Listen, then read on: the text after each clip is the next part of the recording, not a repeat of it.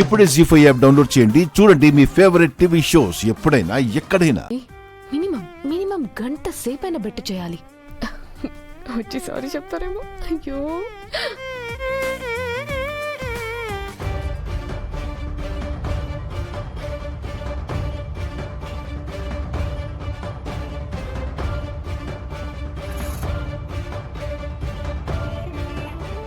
అవును, మనోహరి ఎక్కడ? పైన రూమ్ లోనే ఉన్నట్టున్నారు సార్. డిన్నర్ చేసి వెళ్లారు. రాతోడు పద.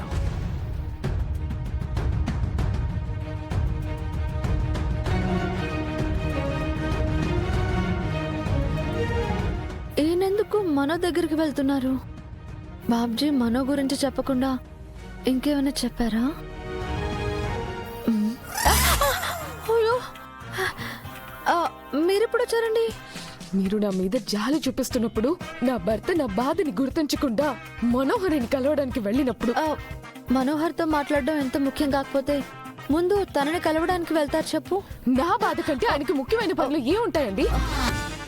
అయ్యో, భార్య బాధపడుతుందన్న బాధ లేదు, సారీ చెప్పాలన్న తెలివి లేదు, బాబ్జీని పట్టుకోవడానికి సాయం చేసినందుకు థ్యాంక్స్ చెప్పాలన్న బాధ్యత లేదు. అసలు అసలు ఆయన నా గురించి ఏమనుకుంటున్నారండి? ఏమనుకుంటున్నారు? ఆయన ఏం చేసినా దానికి ఒక కారణం ఉంటుంది కదా, అర్థం చేసుకోండి బాగి. అంటే మా కోపాలకి కారణాలు లేవా? చాలక్క, నేనిన్ని రోజులు ఆయన మీద ప్రేమతో ఆయన ఏం చేసినా చూస్తూ ఊరుకున్నా. ఇంకోరుకోను, ఆయన మీద యుద్ధం ప్రకటిస్తా.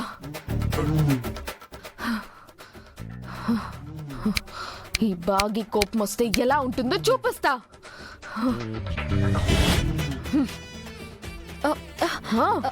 అంతే, తగ్గేదేలే తగ్గేదేలే. చెప్పు. తగ్గేదే లేదు.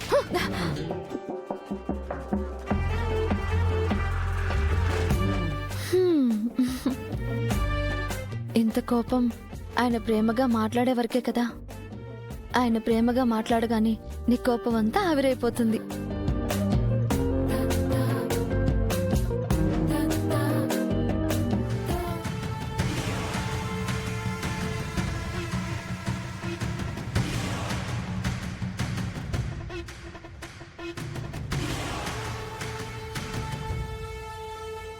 మనోహరి,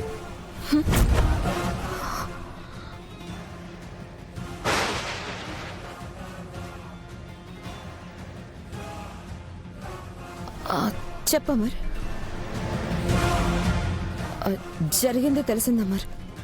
అయినా నువ్వు ఇలా ప్రతిసారి బాగి ప్రాణాలు ప్రమాదంలో పెట్టడం ఏం బాలేదు. తనకేదైనా జరిగి ఉంటే? బాగి గురించి తర్వాత మాట్లాడదాం, ముందు నీ గురించి మాట్లాడదాం. మనోహరి, ఏమైందమ్మర్? నిన్న ఆఫ్టర్నూన్ నువ్వెక్కడికి వెళ్ళావు?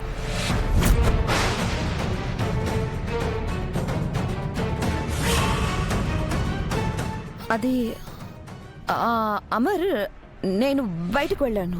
బయటికి కాదు, బ్యాంకుకి వెళ్ళి 5 లక్షలు డ్రా చేశావు.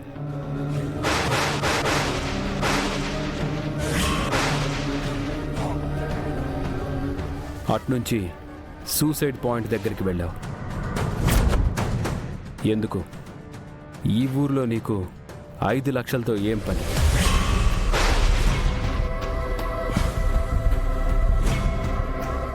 అమర్, అది యాక్చువల్గా ఇక్కడున్న ఒక ఓల్డేజ్ హోమ్కి ఆ డబ్బు ఇచ్చాను.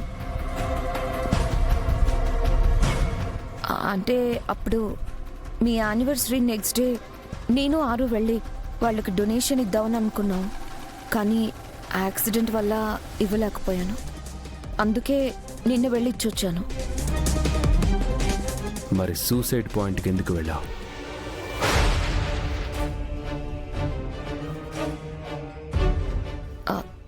అమర్, దారిలో కనిపించింది.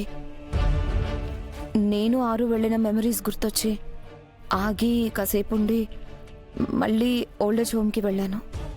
ఏమైంది అమర్? ఎందుకు ఇవన్నీ అడుగుతున్నావు? ఇన్స్పెక్టర్కి ఇన్ఫర్మేషన్ వస్తే నన్ను అడిగాడు.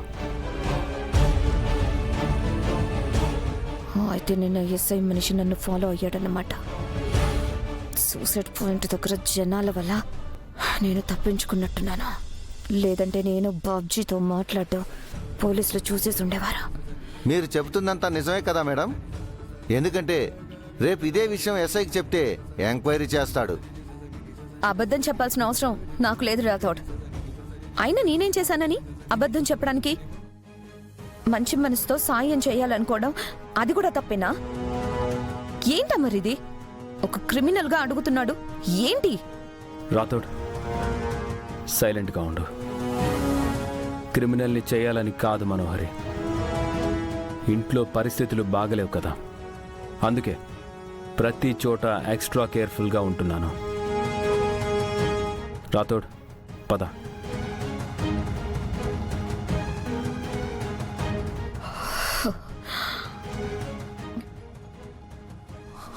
అమరికి నా మీద అనుమానం మొదలైపోతుంది.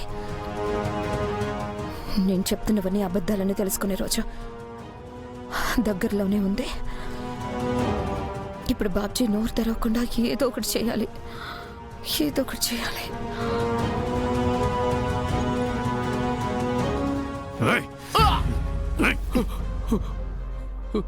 చెప్పు, నిజం చెప్పు.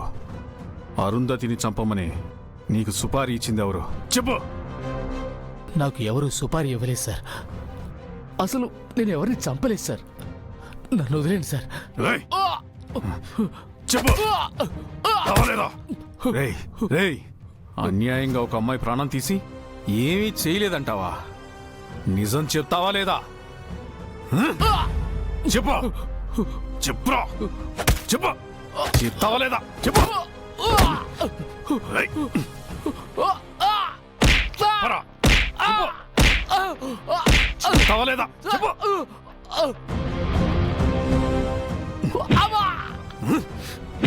చెప్పరా. చెప్పు. చూడు బాబ్జీ, నీ చాప్టర్ క్లోజ్ అయిపోయింది. నీకు అగైనెస్ట్గా అన్ని సాక్ష్యాలున్నాయి. కోర్టులో ఖచ్చితంగా నీకు శిక్ష పడుతుంది.